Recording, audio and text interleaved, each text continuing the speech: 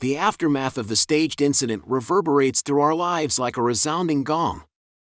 Max's usually vibrant energy is replaced with a solemn silence that hangs heavy in our home. His room, once filled with the cacophonous sound effects of virtual car chases and shootouts, now echoes with an unsettling stillness.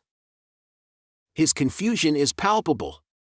He stumbles through the following days, lost in thought, the virtual reality he'd immersed himself in now overshadowed by the haunting echo of real-life consequences. I watch him struggle, torn between wanting to comfort him and allowing him the space to grapple with his feelings. "I didn't mean for it to get so real," Max finally confesses one evening, his words punctuated by the silence of our kitchen. He's sitting at the table, a half-eaten sandwich forgotten in front of him. The harsh light above us casts long shadows on his face, mirroring the darkness that has clouded our lives. It's the most he's spoken since the incident, and I find myself holding my breath, unsure of what to say. "I know, Max," I reply after a moment, reaching out to pat his hand. "The line between games and reality can be blurry sometimes." He looks up at me, his eyes a mirror of the uncertainty swirling within him. "I need to figure things out, Dad." In the weeks that follow, I see a transformation in Max. His gaming hours reduce significantly. He ventures outdoors more, reconnecting with friends he'd grown distant from. He even joins me on my weekend visits to the library, lost in shelves of adventure and mystery novels instead of digital car chases. Yet, there are still moments when I catch him staring blankly at the television, his fingers twitching unconsciously, his mind seemingly lost in the labyrinth of his virtual past. It's a struggle, for both of us. A battle between his ingrained gaming persona and the real-life identity he's trying to rediscover. As Max grapples with this dichotomy, I stand by his side, my guilt a silent specter haunting our journey. We're teetering on the edge of an uncertain future, trying to piece together the shards of our shattered illusions. We have yet to fully understand the repercussions of our actions, but as each day passes, I can see the haze lifting from Max's eyes, replaced by a maturity that goes beyond his years. The echoes of reality are harsh, unforgiving. Yet, they are also a wake-up call, a catalyst for change. For Max, for me, and for the bond we're slowly rebuilding amid the remnants of a staged reality. As the weeks turn into months, I see Max change. He's quieter, more reflective, his eyes holding a depth that belies his tender age. The transformation is heartening, but it's also a constant reminder of the drastic measures that had led us here. Max returns to gaming, but there's a noticeable difference. He no longer loses himself in the violent chaos of Grand Theft Auto. Instead, he finds solace in strategy games, games that test his intellect rather than glorify virtual violence. One evening, I find him hunched over his computer, a strategic game illuminating his intent face. The sight is a balm to my weary heart. The boy who'd once craved adrenaline-pumping car chases and shootouts now takes pleasure in calculated moves and intricate planning.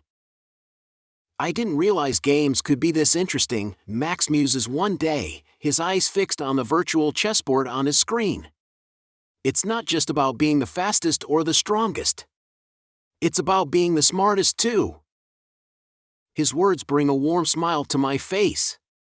This shift in his gaming preferences is a testament to his growing understanding of the value of balance.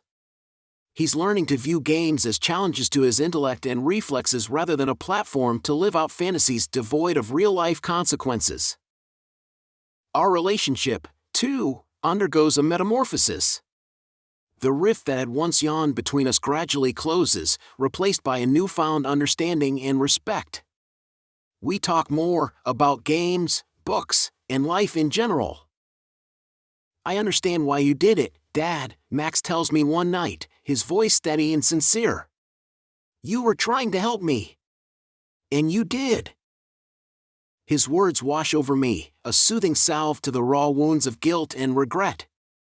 The journey has been fraught with challenges, but here we are, standing stronger and closer than before. As Max finds his balance, I find mine.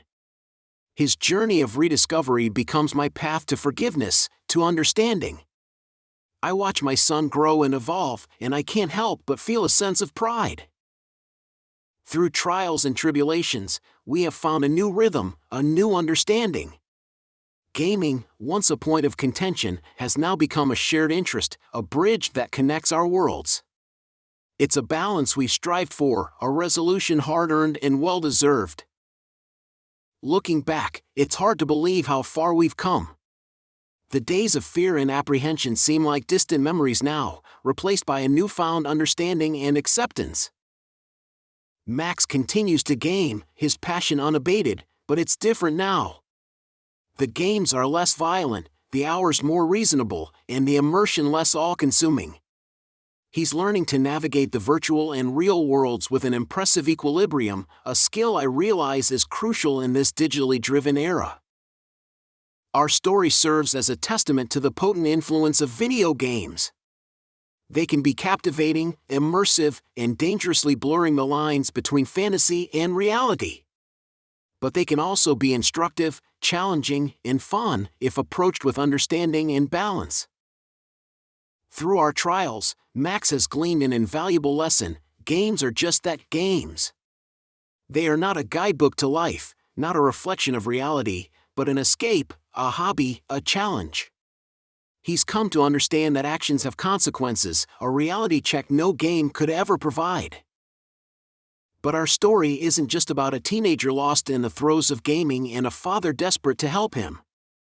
It's also a tale of unconventional parenting, a testament to the lengths a father would go to protect his child.